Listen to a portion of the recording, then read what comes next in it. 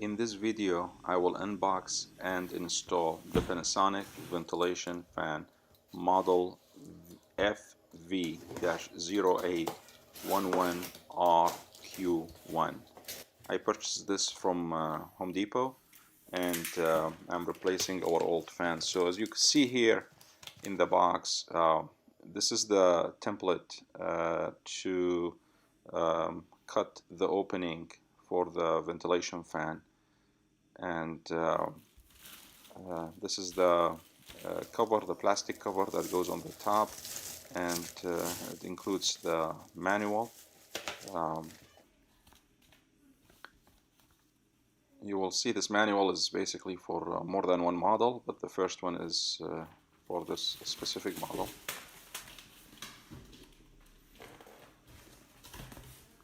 The ventilation fan is on the heavy side due to the large size. It includes the 4 long screws that you will use to attach the fan to the frame, and it has a cover, a reverse cover.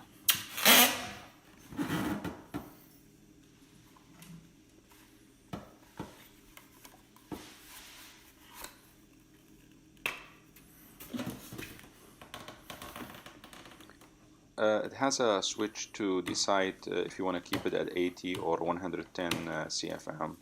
I kept this one at 110. This would have been nice to have this remotely done, but you have to set it up as you install it.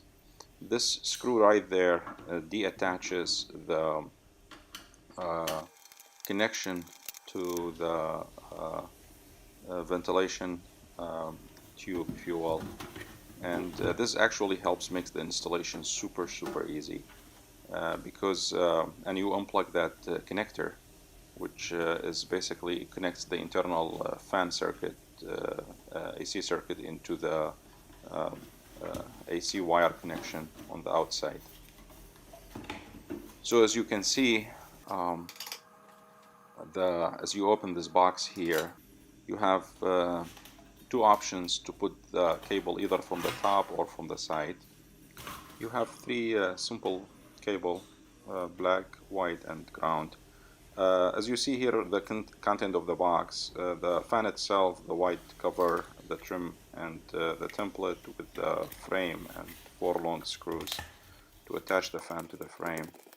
The template is marked, so you could cut through the marks, and the template is pretty sturdy to make the lines, to make the cut on the ceiling.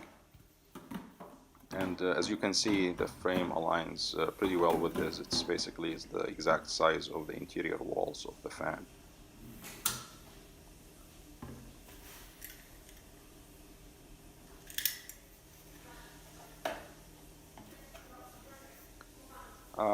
As you unplug this circuit and unscrew that internal piece, as I showed you previously, you slide this out, and this capability makes it super easy for installation, because you don't have to carry the weight of the ventilation fan as you make those 2 connections.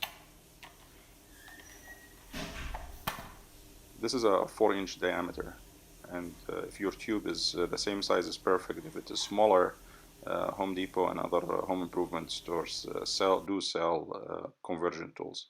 These are the primary tools I use to make the installation, as you can see here.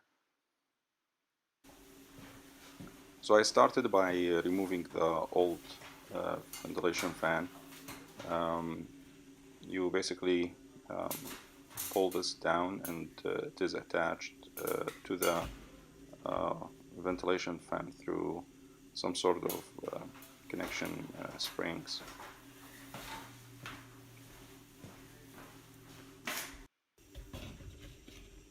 You just, depending on the model, this is how mine was. Pretty much all of them are similar. You squeeze those and pull them out.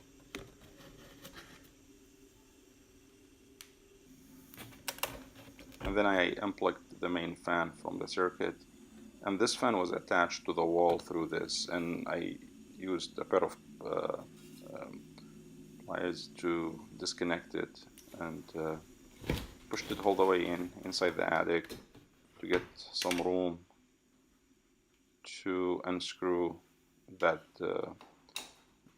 mounting bracket.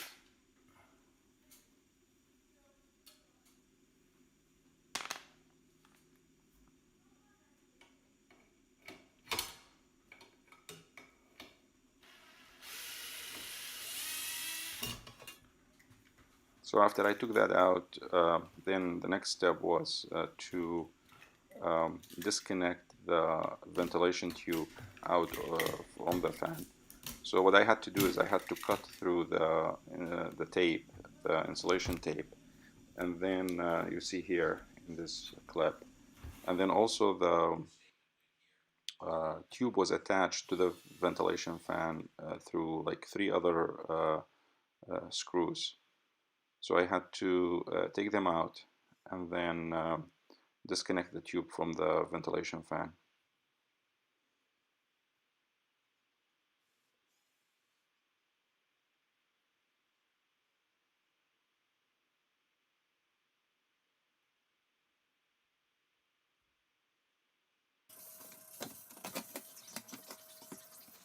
As I did that, so the fan is only now connected to the attic through the AC cable. So I opened that box and started checking for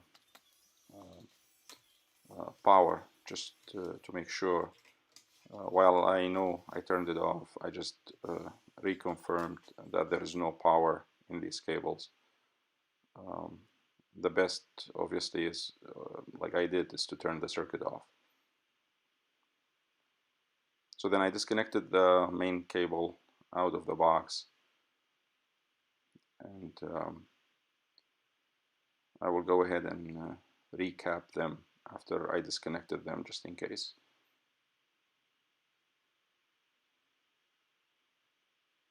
So now I'm ready to start positioning my template and inserting the mounting bracket and frame inside.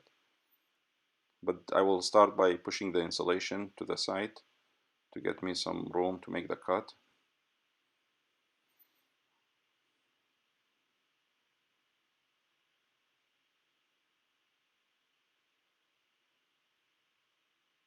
So you have to decide which sides of the main um, which side is your main support as you mount in the bracket in. So I decided that the far right is my main support piece.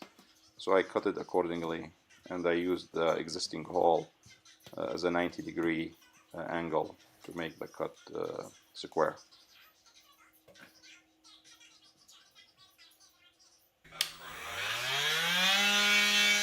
I used my Milwaukee M18 multi-tool to make the cut, which makes it super easy and fast.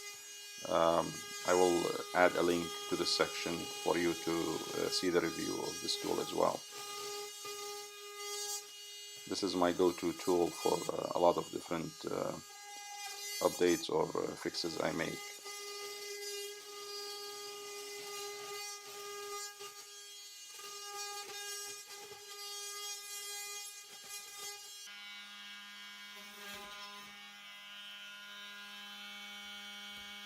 Here we go. After I make the cut, now I'm ready to insert the included mounting bracket. Like I said, I use that piece of wood that you see from the 2x4 that you see from this camera angle to make the main support attachment. Just make sure you flush both sides with the drywall so that the fan slides in perfectly. As you can see here, it's pretty flush.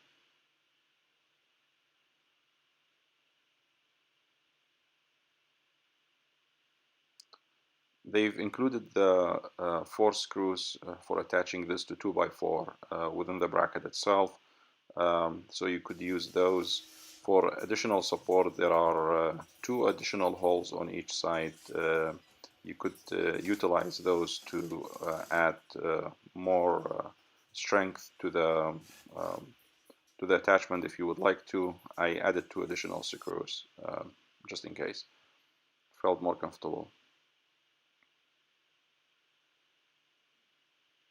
My apologies here, my camera I thought was on, but it wasn't, so I made this piece, I attached this piece to the ventilation tube and the AC power. I thought it was filming, but it wasn't. But it's pretty straightforward, as you may imagine. There's nothing really unusual about it.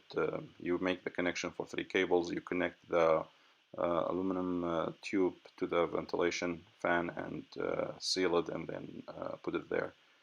Then, as you would imagine, this the rest of the fan starts sliding in like so, and now you're ready to use the 4 included long screws to attach it. But first, what you have to do is you have to reinstall that small screw to attach that ventilation piece to the main fan unit. And that, when you do that, that keeps it all together. So you could let go of it and it doesn't go down. There we go. And then you make you reconnect the cable in reverse. And there's one way for this cable to go in, so it doesn't go any other way. So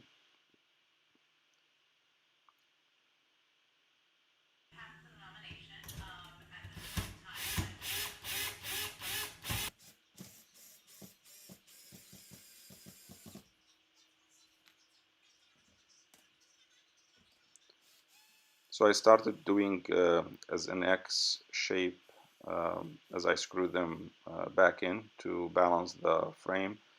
In reality, actually, you could start screwing the first part, the tube part first, if you wanted to, so that it's attached. I didn't have to do that because it is very light anyways and stays there, and I felt I needed to give it a wiggling room. Here you have an opportunity again to adjust your CFM. So like I said, I kept it at 110. So now I'm ready to attach the trimming cover. And same idea here, you squeeze those 2 springs in and basically self-spools in. There you go, it's done. If you haven't done so, please subscribe to the channel and like the video. I thank you for watching. Take care.